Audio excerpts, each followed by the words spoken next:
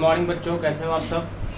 तो चलो आज मैं आपको फिर से मैट्रिसेस के मल्टीप्लिकेशन में आगे बढ़ाऊंगा। कल के वीडियो में मैं बताया था आपको कि मल्टीप्लिकेशन ऑफ टू मैट्रिसेस कब संभव है, यानी दो मैट्रिक्स मल्टीप्लिकेबल कब होते हैं। जब पहले वाले मैट्रिक्स का कॉलम की संख्या दूसरे वाले मैट्रिक्स के रोज़ की संख्या के बराबर होता है, तभी वो दोनों मैट्रिक्स में मल्टीप्लाई हो सकता है। और उससे रिलेटेड कुछ कंडीशंस, नोटेबल पॉइंट्स सब मैंने लिखवा दिया था कल। मुख्य बिंदु यही था कि पहले वाले मैट्रिक्स का नंबर ऑफ कॉलम्स दूसरे वाले मैट्रिक्स के नंबर ऑफ रोज़ के बराबर होना चाहिए, तभी दोनों मैट्रिक्स में मल्टीप्लाई होगा। और यदि मल्टीप्लिकेबल है तो मल्टीप्लाई कैसे करते हैं, आज के वीडियो में हमको जानना है। क्लियर है? तो चलिए बताते हैं सीधा आपको कि कैसे मल्टीप्लाई होता है। तो चलिए, आज का टॉपिक हो गया हम लोग का कि method of multiplication of to matrices, दो अवयवों को गुना करने की विधि, कैसे गुना करते हैं दो अवयवों को। तो मान लीजिए कि एक मैट्रिक्स A इक्वल टू इतना है, ABCDEFGHI, यानी कि 3 रो 3 कॉलम, 3x3 ऑर्डर का पहला मैट्रिक्स। और दूसरा मैट्रिक्स है B equal to alpha beta MN and PK, यानी कि इसका ऑर्डर हो गया 3 रोज़ और 2 कॉलम, तो 3x2 ऑर्डर का मैट्रिक्स हो गया। इसमें यदि हम लोग देखें पहले वाले का क्या देखते हैं, कॉलम, तो इसमें कितने कॉलम हैं, 3। दूसरे वाले का क्या देखते हैं, रोज़, इसमें कितने रोज़ हैं, इसमें रोज़ हैं 3। तो पहले वाले में कॉलम्स और दूसरे वाले में रोज़ यदि इक्वल है, यानी दोनों का वैल्यू इक्वल है, columns of A and columns of rows of B, तो इसका मतलब कि A और B मल्टीप्लिकेबल है। तो ये क्लियर हो गया कि देयरफॉर AB परिभाषित है।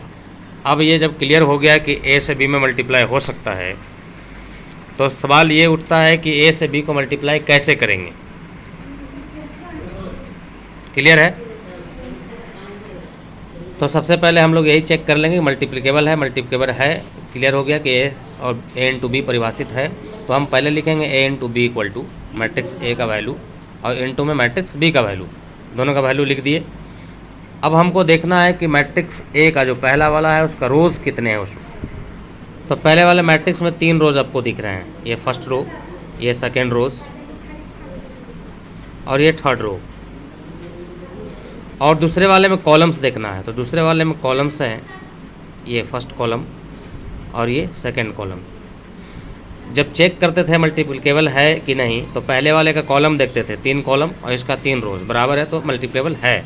और जब मल्टीप्लाई करते हैं तो पहले वाले का रोज़ और दूसरे वाले का कॉलम सिर्फ ऐसे देखना है। तो पहले वाले के फर्स्ट रो से दूसरे वाले के फर्स्ट कॉलम में मल्टीप्लाई करेंगे, यानी R1 से C1 में, और पहले वाले के फर्स्ट रो से फिर मल्टीप्लाई करेंगे C2 में। यानी पहले वाले मैट्रिक्स का हम एक रो पकड़ेंगे और दूसरे वाले मैट्रिक्स के हर कॉलम में मल्टीप्लाई करेंगे। उसी तरह से फिर पहले वाले मैट्रिक्स के दूसरे रोज़ को पकड़ना है और इसका दोनों कॉलम से मल्टीप्लाई करेंगे। उसी तरह इसका तीसरे रोज़ को पकड़ेंगे और इसके तीसरे रोज़ को इसके दोनों कॉलम से मल्टीप्लाई करवाएंगे और लिखेंगे ऐसे हम लोग हॉरिजॉन्टली। ठीक है? यानी कि इस तरह से पहले वाले का R1, तो इससे मल्टीप्लाई किए C1 में, तो R1 C1 ये फर्स्ट एलिमेंट हो जाएगा आपका। इसके सारे एलिमेंट्स का प्रोडक्ट को समेसन के रूप में यहाँ लिखेंगे। फिर पहले वाले का R1 और दूसरे वाले का C2, तो ये R1 C2 ये दूसरा एलिमेंट्स हो जाएगा, यानी पहले रोज़ का। उसके बाद अब दोनों रोज़, फर्स्ट रो को दोनों कॉलम से कर दिए, तो अब सेकेंड रो को दोनों कॉलम से करेंगे। तो सेकेंड रो यानी R2 को C1 से, फिर R2 को C2 से, तो R2 C1 R2 C2। इसी तरह से थर्ड रो को C1 और C2 से करेंगे, तो R3 C1 R3 C2, तो यहाँ पे R3 C1 R3 C2, इस तरह से मल्टीप्लाई होके आएगा। अब हम लोग ये तो मेथड्स लिखें कि ऐसे करना है, मल्टीप्लाई करके आएगा कितना वो देखते हैं अभी यहाँ पे। ठीक है? तो चलिए देखते हैं कि कितना आता है मल्टीप्लाई करके। जो भी मल्टीप्लाई करके आएगा हम लोग यहाँ पे उसको लिखेंगे। तो पहले हम R1 C1 करते हैं। R1 C1 यानी R1 में क्या है, तो A B C और C1 में है अल्फ़ा M और P। तो A से करेंगे अल्फ़ा में, B से करेंगे M में और C से करेंगे P में। मल्टीप्लाई करने के बाद जो आएगा वो तीनों को ऐड करके यहाँ पे हम लोग लिखेंगे। यानी मल्टीप्लाई करके आ रहा है A अल्फ़ा, फिर BM और फिर CP, ये 3 तरह एलिमेंट आएगा और ये तीनों एलिमेंट्स को ऐड करके हम लोग लिखेंगे। तो ये पहला एलिमेंट्स मिल गया, यानी कि ये R1 C1 का वैल्यू मिल गया। अब उसी तरह से R1 C2, यानी इसी रो को उस कॉलम से, तो फिर ए को होगा बीटा से, फिर बी को एन से और सी को के से, तो ये दूसरे जगह पे लिखेंगे यहाँ पे, यानी इस तरह का वैल्यू आएगा। इस कॉलम को फर्स्ट कॉलम को आप फर्स्ट रो को आप सेकेंड कॉलम से किए तो ये वैल्यू मिला। अब इसी तरह से सेकेंड रो को दोनों कॉलम से करेंगे तो इस रो में लिखेंगे, और उसी तरह से थर्ड रो को दोनों कॉलम से करेंगे तो वो तीसरे रोज़ में लिखेंगे। ठीक है, मैं करके डायरेक्ट लिख देता हूँ, फिर आपको दिखाता हूँ। यानी ये रिजल्ट आ जाएगा। देखिए डी ई एफ को किया अल्फ़ा एम पी से, तो D alpha E M plus F P, तीनों को ऐड करके लिख दिए। फिर इसी डी ई एफ को किया बीटा एन के से, तो D beta E N plus F K, तीनों को ऐड करके लिख दिया। फिर तीसरा रो जी एच आई को किया अल्फ़ा एम पी से, तो G alpha H M plus I P. उसी तरह से फिर जी एच आई को किया बीटा एन के से, तो G beta plus H N plus I K. इस तरह से मल्टीप्लाई होकर मेरा रिजल्ट आ गया। अब जो भी इसका समेसन आएगा वो समेसन करके लिख देंगे, यही मेरा फाइनल मल्टीप्लिकेशन हो गया। समझ में आ गया होगा मल्टीप्लिकेशन कैसे करते हैं। अब इस पर आधारित मैं एक एग्जांपल आपको दिखाता हूँ कि कैसे दो मैट्रिक्स का मल्टीप्लाई करके रिजल्ट कितना आएगा। ठीक है, चलिए तो उस एग्जांपल को जानने से पहले आप वीडियोस को देख रहे हैं, लेकिन इस चैनल पे जाकर के, यूट्यूब चैनल है Upendraraj mathematics house and physics 9 to 12, इस चैनल पे जाकर उसको सब्सक्राइब कीजिए, लाइक करें, शेयर करें, उस पर कमेंट कीजिए और दोस्तों में बांटिए, ताकि उन सबको फ़ायदा हो सके। जो भी 12th में बच्चे हैं वो सब क्या करें बेटा। चलिए तो अब एक एग्जांपल देखते हैं कि मैट्रिक्स ए और मैट्रिक्स बी को मल्टीप्लाई कैसे करते हैं। तो मैंने एक एग्जांपल लिया फिर से वैसा ही, 3x3 ऑर्डर का एक मैट्रिक्स ए और 3x2 ऑर्डर का एक मैट्रिक्स बी। अब इन दोनों को मल्टीप्लाई करना है। तो देख लें कि पहले वाले में कॉलम कितना है, तो कॉलम है 3, दूसरे वाले में रोज़ कितने हैं, तो 3। इसका मतलब दोनों का कॉलम और रो बराबर है, तो ए इंटू बी संभव है। तो अब ए इंटू बी निकालेंगे, तो मैट्रिक्स ए लिख दिया, मैट्रिक्स बी लिख दिया।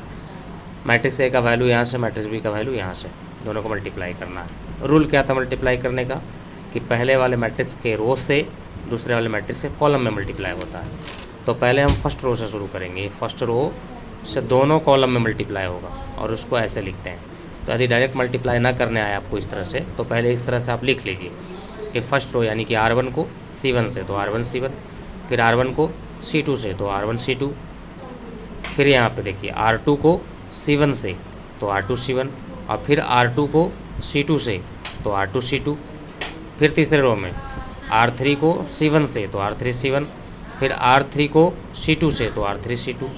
अब इस तरह से जो मल्टीप्लाई करके आएगा इसका, वो सबको ऐड करके नीचे हमने लिखा है। देखिए पहला क्या है, R1 को C1 से, तो R1 है 3 4 2 और C1 है 3 2 7। इसका मतलब 3 को करेंगे 3 से, 4 को करेंगे 2 से और 2 को करेंगे 7 से।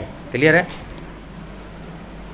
तो इसी तरह से मल्टीप्लाई किया, 3 इंटू 3, देखिए 3 को 3 से, फिर 4 को 2 से, 4 इंटू 2, 2 को 7 से, 2 इंटू 7 और तीनों को प्लस करके लिख दिया, 3 इंटू 3 इतना, फिर इतना। फिर उसी तरह से उसी रो को सेकेंड कॉलम से, तो 3 इंटू 4, 4 इंटू 6, 2 इंटू 8, देखिए तीनों को प्लस करके लिख दिया। फिर सेकेंड रो को फर्स्ट कॉलम से, यानी 5 इंटू 3, 6 इंटू 2, 8 इंटू 7 लिख दिया। इसी तरह से फिर सेकेंड कॉलम से, फिर थर्ड रो फर्स्ट कॉलम, फिर third row second column, multiply करके लिख दिया। अब इसको मल्टीप्लाई करना है आपको, 3 इंटू 3 9, 4 इंटू 2 8 और 2 इंटू 7 14, तो 14, 8 और 9 तीनों को ऐड करके आएगा 31। उसी तरह से यहाँ पे ये 12, 24 और 4 8 2 जा 16। अब ये तीनों को ऐड कीजिएगा तो आएगा 52। उसी तरह से इन तीनों को मल्टीप्लाई करके ऐड कीजिएगा तो आएगा 83। ये तीनों को मल्टीप्लाई करके ऐड कीजिएगा तो आएगा 120। ये देखिए 3 दूने 6, 4 दूने 8, 7 21, तीनों को ऐड कर दिए 35, 4 दूना 8, 6 चौके 24, 8 के 24, 24 48, 48 और 56। तो ये जो आ गया मेरा फाइनल आंसर हो गया कि यही मल्टीप्लिकेशन हो गया ए इंटू बी। ठीक है, यानी कि ए इंटू बी निकल गया मेरा। क्लियर है। फिर से आप वीडियो को देखिएगा रिवाइंड करके, फर्स्ट रो को फर्स्ट कॉलम से, फर्स्ट रो को सेकंड कॉलम से, सेकंड रो को फर्स्ट कॉलम से, सेकंड रो को सेकंड कॉलम से, थर्ड रो को फर्स्ट कॉलम से, थर्ड रो को सेकंड कॉलम से, जो रिजल्ट आएगा उसको प्लस करके लिख देना, यही मल्टीप्लिकेशन है। तो मल्टीप्लाई करना यदि सीख गए हो आप, तो इसी तरह से 4-5 क्वेश्चन अभी तुरंत लगातार बैठ करके बनाइए। क्लियर है। और चैनल पर जाकर के लाइक करें, उसको सब्सक्राइब कीजिए, वीडियोस को दूसरों को शेयर कीजिए। जो दोस्त हमसे नहीं जुड़ पाए हैं आपके, उन तक ये वीडियो ज़रूर पहुँचाइए। खास करके 12th के बच्चों को जो बोर्ड देने वाले हैं। ऐसे ये सबके लिए लाभदायक है, 11th के बच्चों के लिए भी लाभदायक है। यदि वो अभी पढ़ लेते हैं तो उनको 12th में आसान हो जाएगा। ठीक है, तो कोई भी पढ़ सकते हैं इसको, कोई भी कंपटीशन की तैयारी करने वाले बच्चे, इंजीनियरिंग मेडिकल्स, वो भी पढ़ सकते हैं। क्लियर है? चालू है? ठीक है, तो आज के वीडियो में इतना ही। मल्टीप्लिकेशन कैसे होता है मैंने सिखा दिया आपको। मिलते हैं फिर अगले वीडियो में, तब तक के लिए धन्यवाद। देखते रहिए वीडियो को, पढ़ते रहिए, घर पर मन लगा के पढ़िए, बोर्ड की तैयारी कीजिए। चलो बाय बाय, रख दीजिए बेटा। आप कुछ बोल, क्या अंशिका आप क्या कर रहे थे?